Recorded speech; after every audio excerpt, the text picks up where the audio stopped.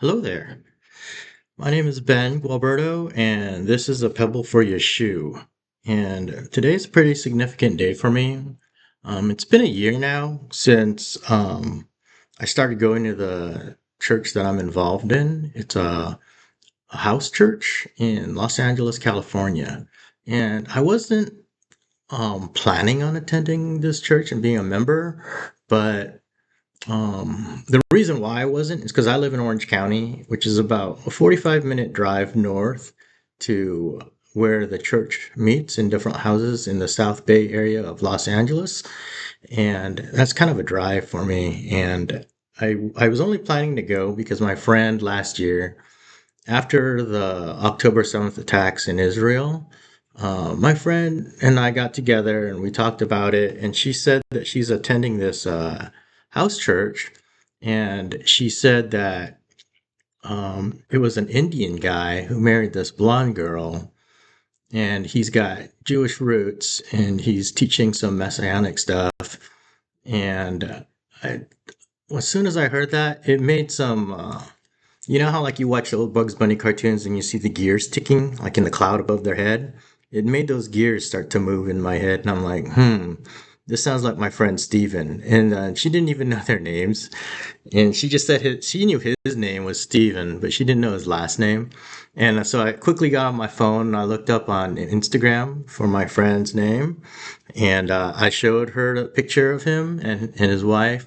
And she's like, yep, that's them. And I just started laughing because I didn't even know my friend Steven had become a pastor. He was a leader, the lead singer, and like kind of rhythm guitarist for a Christian rock band that I knew back in 2009, 2010 when we were studying under the same rabbi.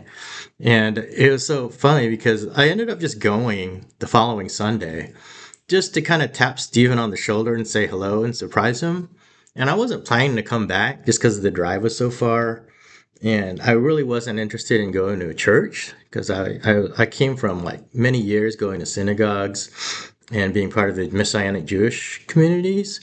And church just wasn't interesting to me anymore. So um, I I went there because one, I knew my friend Steven was there, and two, my friend Audrey really spoke enthusiastically about it.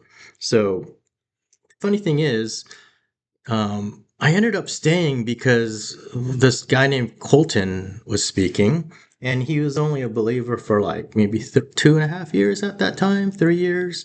And I was amazed at how much he actually learned. And also because he actually shared some Jewish stuff, some Old Testament stuff. And it sparked my interest because it was aligned with what the Parsha reading was, the Jewish portion of scripture that all synagogues read worldwide at the same time every year. So he was actually aligned with the Parsha study. So it intrigued me, and I think it's now you're looking back at a year hindsight. I realized, this all happened after Sukkot, after the last day of Sukkot, which was the Feast of Tabernacles, which is the Feast of Lights, right? And then today, looking back a year from there, today they honored Colton as a deacon, which I think is very interesting because again, that's right before we're about to have the Feast of Tabernacles, the Festival of Lights, where menorah candles are lit and it lights the world. And I find it very interesting because I kind of studied it a while ago in Timothy. And the word that they use in Timothy in the complete Jewish Bible, it reads like this. Starting with Timothy chapter 3, verse 8 says, likewise, the Shemamayim must be of good character. Shemamashim is the Jewish word, the Hebrew word for the center candle of the menorah, right? And that's what they use. That's the word that they're using here in the complete Jewish Bible for deacon. And if you think about it, the Shemash is the center candle of the menorah. Now let me continue to read what it says. It says, they must not give themselves to excess drinking or be greedy for dishonest gain. They must possess the formerly hidden truth of the faith with a clean conscience And first let them be tested. Then, if they prove themselves blameless, let them be appointed Shammashim, or deacon. Similarly, the wife must be of good character, not gossips, but temperate, faithful in everything. Let the Shammashim be faithful to this wife, managing his children and household well. For those who serve well as Shammashim gain good standing for themselves and much boldness in the trust that comes through Yeshua the Messiah. And that's 1 Timothy 3, 8 through 13. And so Colton isn't married, but his life that he leads is very faithful, as if a husband would be faithful to a wife. He's very faithful to God. I find it interesting because the the word deacon in Greek, right? They wrote the New Testament in Greek, or koine, common Greek. Not like the most orthodox Greek, but it's like not the most strict Greek language, but they were simple men, so they wrote in koine. And that word for deacon, it comes from the word dikos or dikon. It is Greek meaning servant or minister. And in Hebrew, the equal word is Shammashim, or helper, related to the center candle of the menorah, which is used to help light the candles, the other 6 candles on the menorah. The Shammashim is made from beeswax. I find that interesting too, because beeswax, you think of beeswax, honey is associated with beeswax. And it is one thing in Jewish culture that has the ability to kosher other things. It's even said that if you were to drop a piece of bacon or ham, which is unclean, it comes from an unclean animal, and drop that accidentally into a vat of honey, it says that the honey will eventually make that bacon or ham go from unclean to being kosher. It will actually kosherize that piece of meat. So it's got this purification process innate within inside of it. So I find that interesting. What else is significant about beeswax? It's used to coat the wick, right? It prevents the wick from being consumed quickly. It, in a way, preserves the wick. And funny thing is, those wicks on the menorah are actually called the swaddling clothes, right? Does that sound familiar? Like during the the time that the shepherds saw Yeshua being born, they wrapped him in what was called swaddling clothes. And swaddling clothes are also what's used to make the wicks in the menorah in the temple. And the swaddling clothes come from the linen pants that the priests would wear. And they would, when they got old and beaten up and torn, they would rip them into shreds and turn those into the wicks. And so, but they also used it to wrap baby lambs, right? Because it was cold, they would wrap them in these swaddling clothes, the baby lambs that were in Bethlehem, and those lambs were dedicated for the service. The slaughter of the lambs on like for Yom Kippur, the Day of Atonement. And so they would wrap these lambs in swaddling clothes. So when the shepherds saw Yeshua in the on his birthday, they wrapped him in those same swaddling clothes, like the lamb. And that's what is also used to light the menorah. So it's pretty cool parallels. Let's see. So yeah, that's the wax. The beeswax is what's used to preserve those swaddling clothes, the light for the menorah. What's the significance of this for deacons?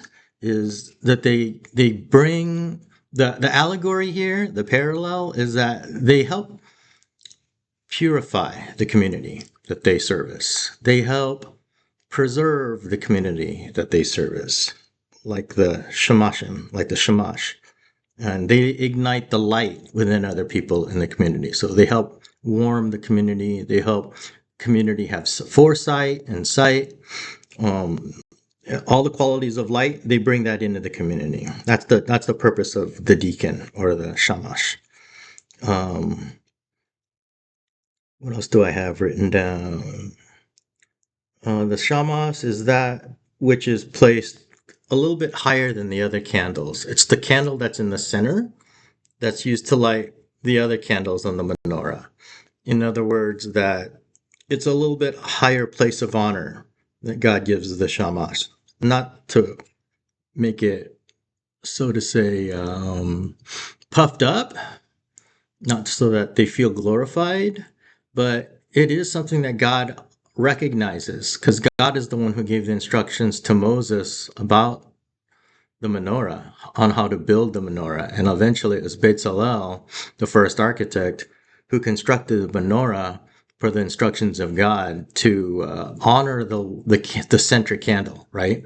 Why does he honor the center candle? Because the center candle keeps everyone centered. It kind of, in a way, it's the middle candle, the middle line, which the other candles look to, right? That's one way you could phrase it, is it keeps them in line, right? Because it's the center candle. Its gravity helps everyone gravitate towards the center, and it's the light that the other candles dance around and kind of look to. So what else do we have? Cool thing about it is it as it lights the other candles, its own flame is not diminished. And so the idea here is people who are deacons, people who are shamash, they have this ability, like the burning bush, that even though it ignites what's around it, it ignites the other candles. It itself is not consumed. Its own light is not diminished in the process. God sustains its light. In fact, it's just the opposite of being consumed. It multiplies its own light through the other lights that it ignites. And that's kind of the job of the shamash, is it encourages the other candles to dance, to light the world. And that's the miraculous thing about it. All other things in this universe, according to physics, right? Laws of thermodynamics and how energy is neither created nor destroyed. This is kind of proving that true. That the energy of that candle is not destroyed. It's it's just spread out. In fact, it's almost supernatural. It multiplies it. Um, it encourages the other seven lights to look towards the other six lights to look towards the center. Um, it's the gravity that keeps them in line. It's also known as the middle path, right? It's the middle candle. The other candles extend from its center. And it also is a symbol of rededication, right? Because at the end of the night, the candle goes out. And the next night, you relight the candles, starting with the shamash, and it's rededicating the other candles each night. So there's a teaching from this candle about rededicating our lives, rededicating the flame that God originally ignited within us. That even though it gets blown out sometimes, it encourages us to rededicate and reignite each night. Each, like, the remember, in Jewish thought, nighttime isn't the end of the day; it's the start of the day, right? In the beginning, God created the heavens and the earth, right? And then He created light, and it was one day, evening and morning, one day. So it starts with evening, ends with and ends at the next evening, right? So that's one day in Jewish idea, because that's how Moses wrote it. And so every day, every evening is an opportunity, because the start of the new day, to rededicate your life, to reignite the light that God is lighting in you. And the Shamash reminds us of that. And that's what deacons should do. And so, yeah, I don't find it a coincidence that although I knew it was Stephen that that kind of caused me to want to go check out this church. What brought me back, what kept me wanting to come back was Colton because of what he spoke and what I knew about him just that first day, how he's pretty new and yet he was able to shine his light and it kind of caught me. And I haven't stopped going since then. So he kind of rekindled that flame within me. And he's doing that throughout the Hood community. And that's how it should be. People who are deacons, they should be, he's got the heart of a caretaker. Like the caretakers that take care of elderly, they monitor them, they care for their needs, they help them out, right? And so that's kind of like what uh, the shamash does, or the deacon. They care for the community and they ignite the flame in others, right? They keep them pure. They help them rededicate. That's the job that God put within them um, as he formed them.